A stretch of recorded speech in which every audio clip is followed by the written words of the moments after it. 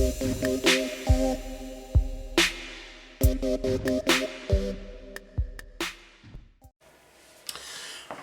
going on, YouTubers, gamers and hobbyists? Welcome to the first episode in a new series I'm making about airbrushing.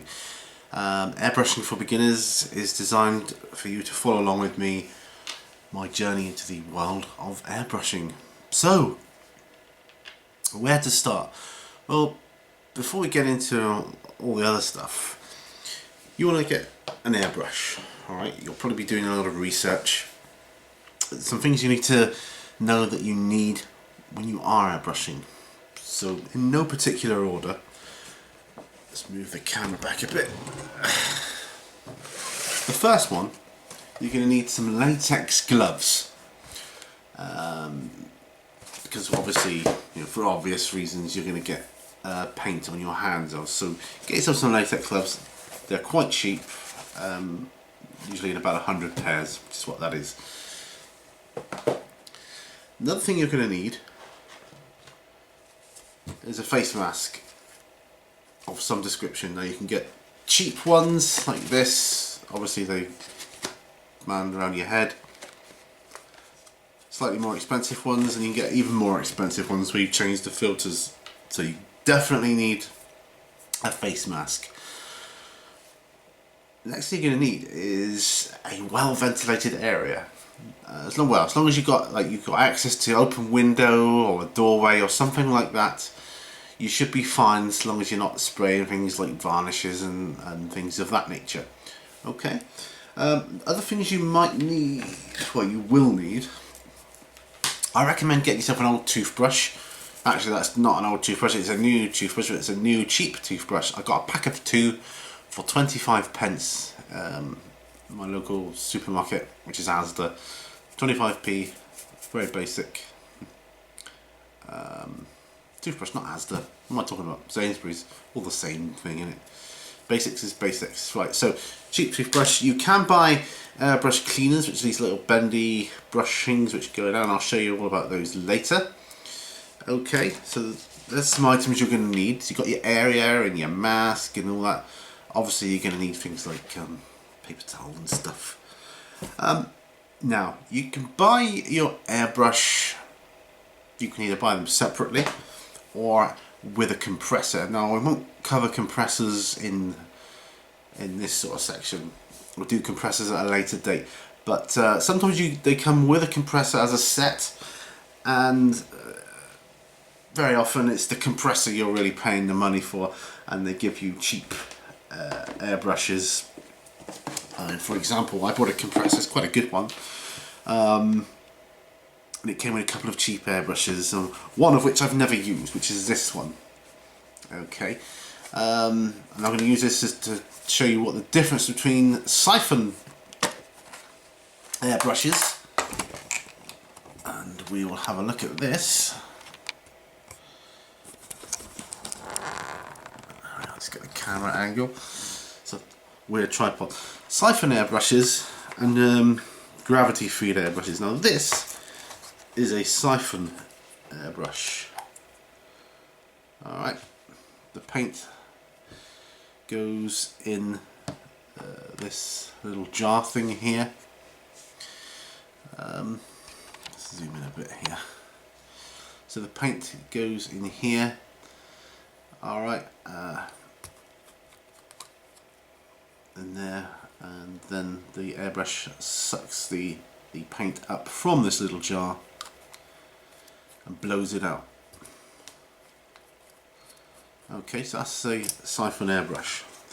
Not the sort of thing I would go for, not when you're doing models like we do. Okay, the other one, which is my preferred one, is gravity feed. What they call gravity feed. The paint goes in the little cup here, which is on top of the airbrush.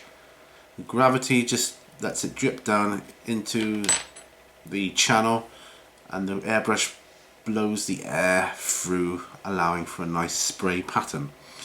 Okay, that's basically the two main types that you'll come across, is siphon feed and gravity feed, and that's the main difference. Well, as I say, I always go for gravity. This is my Badger Patriot 105, my main airbrush of choice, which I will be using to demonstrate some of the features of airbrushes. Right.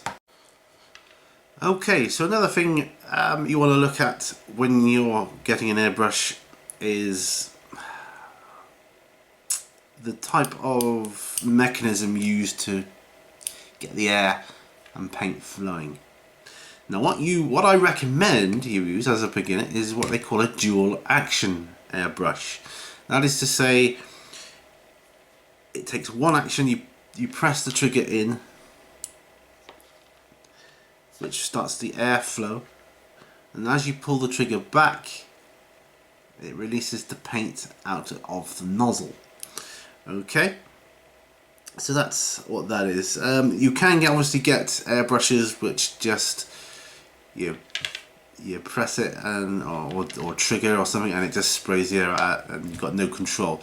With this, you've got control over how much paint you want to go through as you pull the needle back, and that's what gives you the flexibility with different patterns and types of spray. Okay, on to the airbrush itself. Okay, so this is my Badger Patriot 105. So first of all, when you get it, you won't have this attachment here. Okay, now you'll have a hose, which on most of these will just connect in this manner. It'll just that's probably not the best example, typical, but you'll get a hose that will screw over the thing. This is because I've got a quick release valve on here. I haven't got one with me, but they've got a certain end on, which is bigger than the airbrushes you get from America and things like that. So what you'll need to get is this little brass thing here, which is your adapter to make it the right size to put your quick release valve on. Now you're going to need a quick release valve so that you can easily pop your airbrush on and off the hose. I'll just demonstrate that now.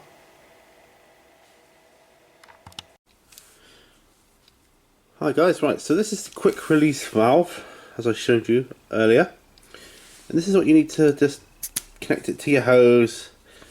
You paint whatever, when you're done you just there, or you quickly change to a different airbrush like so. Sorry, I was squeezing the trigger there. Yeah, so off, on, off, on. If you don't have this quick release valve, you have to manually screw it on each and every time, and it's quite annoying. Also, if you can, get yourself something there. There's a little desk clamp thing. You'll need something just to hang your airbrush onto in the meantime. And that's why I recommend getting a quick release valve. Very, very handy. Okay, so parts of your airbrush, they're all going to be pretty much the same. So this end cap here, on some airbrushes you have like a guard to protect the needle. Just do not bend that needle. If it's sticking out, it can bend quite easily because it's very fine, and on some even finer. This isn't the finest of airbrush. This is a kind of basic airbrush, ideal for beginners doing priming and base coating and other not too delicate areas. So if you want a finer airbrush, I recommend a Badger Chrome or something of that nature. Anyway, the guard that goes over the top, and on top of your cup some have a metal or a rubber or plastic or just a thing to keep the paint in and stop debris going in. If you don't want crap getting in there, okay, and now you should be able to see the needle. And that's what, when you press the trigger and pull back, that's what is moving, that needle there. So okay, so right, so you take the end off here like so. This reveals some of these airbrushes, they're completely covered like on this one, you have the same sort of deal. Yeah, just using my Badger because that's the one I use most, so if you see me using it, you'll know what I'm on about. Right, here is what they call, I think it's called the chuckle nut. Okay, now you can undo that. That will enable you to pull the needle out. Now this isn't what I recommend for cleaning, but this is just to show you. Okay, so that's the needle out. Now on the front here you've got a couple of ends. This end cap is protecting the little nib, and this one prevents the nib from coming out. And there's the little nib. And you actually get a spare one in your set, so these are all the little components that if you want to clean off any dry paint or what have you there, that's something you do. You could soak them. And this then, okay, I mean you can take this apart further. Here, this is the adjuster. Now a lot of with your spring. Now a lot of these airbrushes have different settings on how you can adjust it. It's got a lovely action there. This trigger will pop out with a little clip behind it. I'm not going to do that now because it can be a little bit finicky to get it back in again. But on this one there's a little slit. So you put the clip in. There's like a one way that will go in, then you put the trigger in behind it, which has got a hole in the middle of it, which is where the needle goes. Okay, so there's your needle. On some airbrushes you can change needles, get finer ones and all that kind of thing, and that's great, you know. So always look after your needle, so be very careful as you put it back in. Like so, just put it in. Now you don't want it in all too far, so push it back a bit and then pop your nib on, and that will guide as to how far the needle will go. Once that's on, put your nib protector, I don't know what else to call it, screw that one in place like so.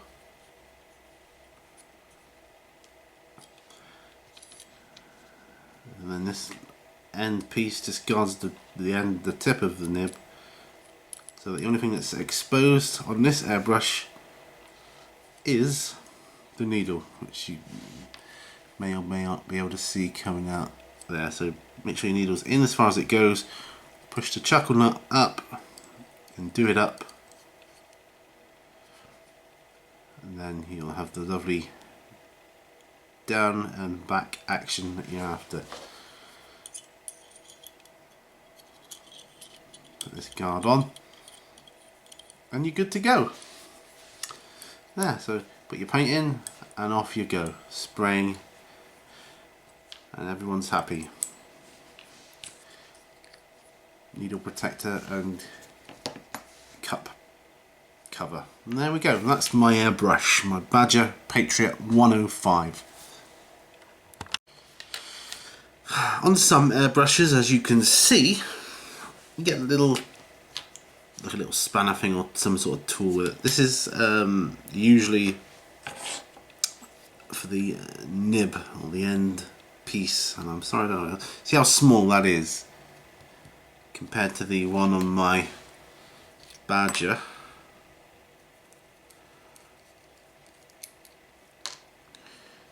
As a comparison,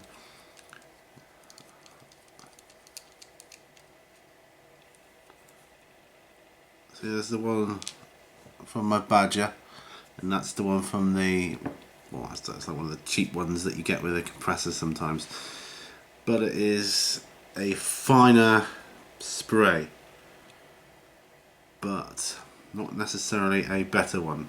Anyway, that's another story. Just pop this one back.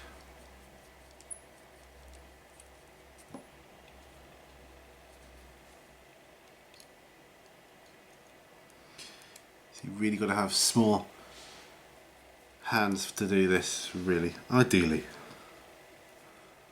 Okay, let's put my guard on there. Right, okay, so a little nib on the end, which obviously you'll need to take out and clean at some point. Yeah, that's so small, you'll be very, very careful.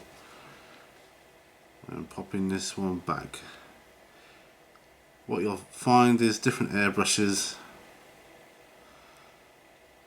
have different,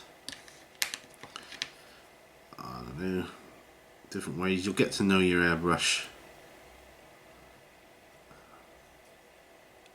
It's just basically a little spanner to tighten up your nib. I'm going to call it a nib because I don't know what else to call it, guys. There's your nib.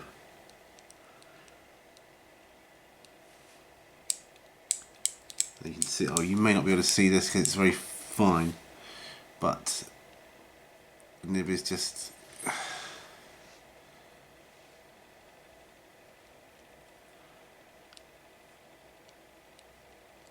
coming out the end there. Do you see that? Well, it is anyway. So I put the end on. This bit first. Every airbrush is slightly different, but they're all basically the same, if you know what I mean.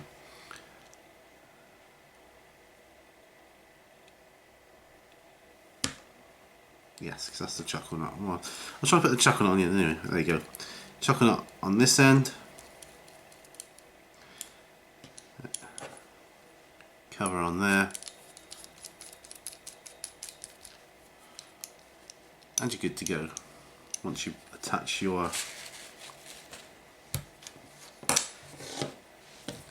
I don't know what I've done with it now. There it is. Once you attach your quick release valve,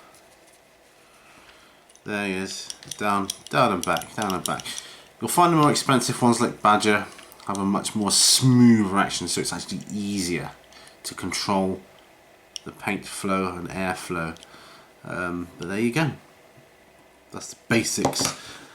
That's the basics of what I've found in airbrushes. Yeah, so see you on the next video, guys. And all brushes, even airbrushes, lead to war. Bye for now.